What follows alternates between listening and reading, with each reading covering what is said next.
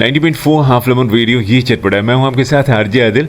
और इस दौरान आप लोगों को पता होगा हम हर जगह जाके गांव में, शहर में सभी से ये अपील कर रहे हैं, टीबी से जुड़ी हुई जागरूकता अभियान हम चला रहे हैं। जैसे कि आप सभी को बताया 90.4 हाफ लेमन रेडियो और स्मार्ट ऑर्गेनाइजेशन है, हम दोनों ने मिलकर ये मुहिम चलाई है। दरअसल ये सरकार की मुहिम है, 100 दिन में टीबी फ्री इंडिया बनाना है। तो उस बैनर तरह हम लोग काम कर रहे हैं और जन जन तक ये खबर पहुंचाना चाह रहे हैं कि टीबी जानलेवा ज़रूर है लेकिन लाइलाज नहीं है। लेकिन इसके साथ साथ हम ये जानना चाहते हैं कि ये है ना, जन जन की भागीदारी से ही इसे ख़त्म किया जा सकता है। इसलिए इस वक्त हमें डीटीओ सर के पास, यानी कि डिस्ट्रिक्ट ट्यूबरकुलोसिस ऑफिसर हैं डॉक्टर सुरेंद्र सिंह जी, उनसे हम जानना चाहेंगे कि जन जन की भागीदारी किस रूप में हो सकती है। सर, सबसे पहले तो बहुत बहुत स्वागत है हाफ लेमन रेडियो पर। सर, सवाल यही है कि जन जन की भागीदारी के बिना कोई भी बीमारी जड़ से हटाई नहीं जा सकती। तो इसमें जो जनता है, जो आम जनता है, उनको क्या पहले करना चाहिए और जानना चाहिए उनको? ये तो सभी हमारे जितने भी, जैसा आपने कहा कि जन भागीदारी के बिना हम लोग ये टीबी को इंडिया से नहीं भगा सकते। जैसा कि माननीय प्रधानमंत्री जी का है कि 25 दिसंबर तक टीबी मुक्त भारत करना है। इसके लिए सभी जितने भी हमारे समाज में हैं, जन भागीदारी सबकी ज़रूरत है इसमें। और उस लक्ष्य के उद्देश्य से पूरे इंडिया में 100 डेज टीबी इम्यूनेशन प्रोग्राम चल रहा है, जिसमें शुरू में 15 जिले ही सम्मिलित थे, लेकिन माननीय मुख्यमंत्री जी द्वारा बाकी 60 जिले थे, सभी को इंक्लूड कर लिया गया। 27 तारीख को माननीय मुख्यमंत्री जी ने सभी अधिकारियों के, डिस्ट्रिक्ट लेवल के अधिकारियों के साथ मीटिंग की।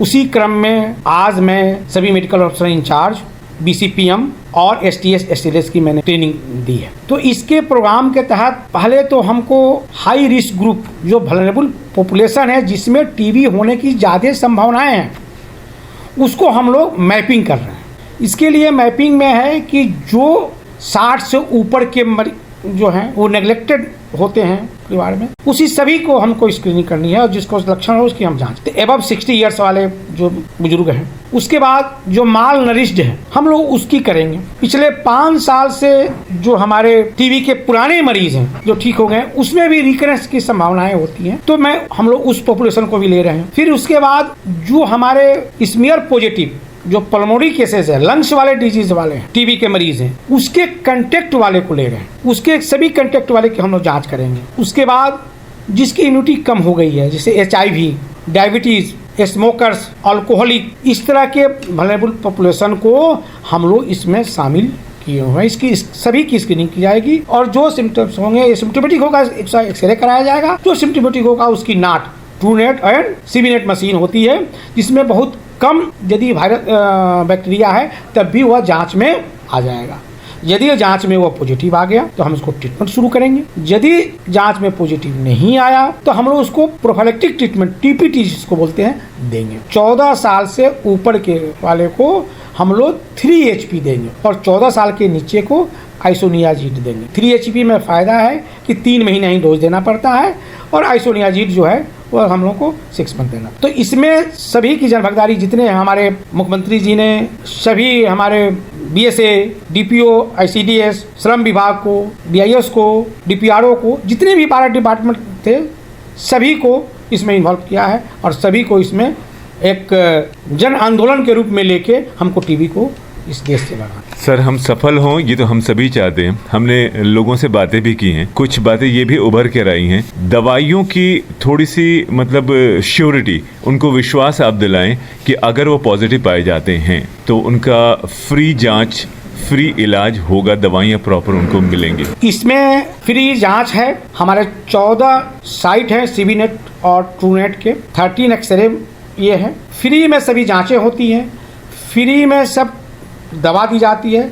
इवन हम लोग पहले 500 रुपया पर मंथ था NPY, अब हम लोग उसको टीबी मरीज को 6 मंथ मिनिमम ड्रग्स चलती है तो 1000 पर मंथ के हिसाब से हमको देना है और 6000। तो इसके लिए जैसे ही नोटिफिकेशन हो जाएगा तो तुरंत हमको 3000 रुपया उसके खाते में डालना है। फिर 84 दिन के बाद 3000 रुपया 2 किस्तों में देना है।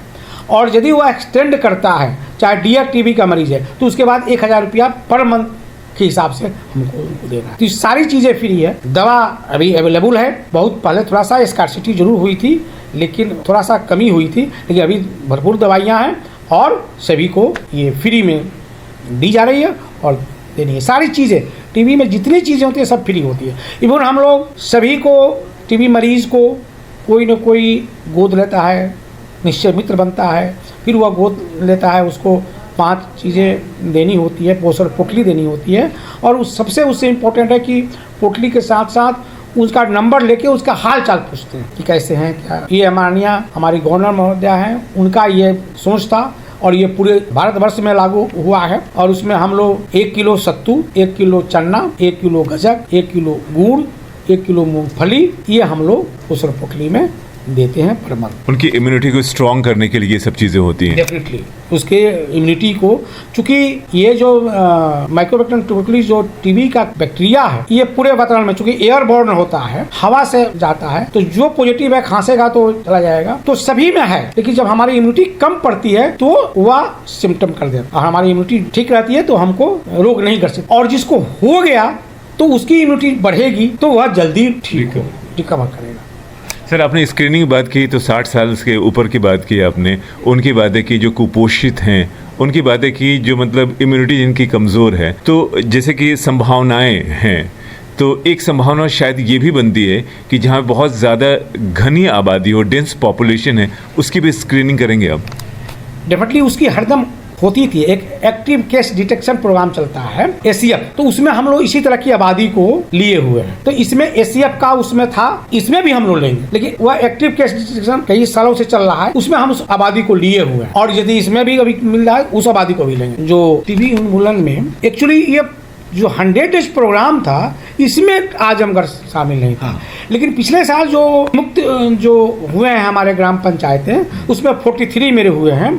और इस साल अभी करीब 330 तक अभी टीबी मुक्त पंचायत हमारी हो गए हैं। अब तो जांच होगी तो ये मालूम होगा, लेकिन हमारा 31 दिसंबर तक ये है कि हम लोग 350 के ऊपर कर लेंगे। Thank you sir.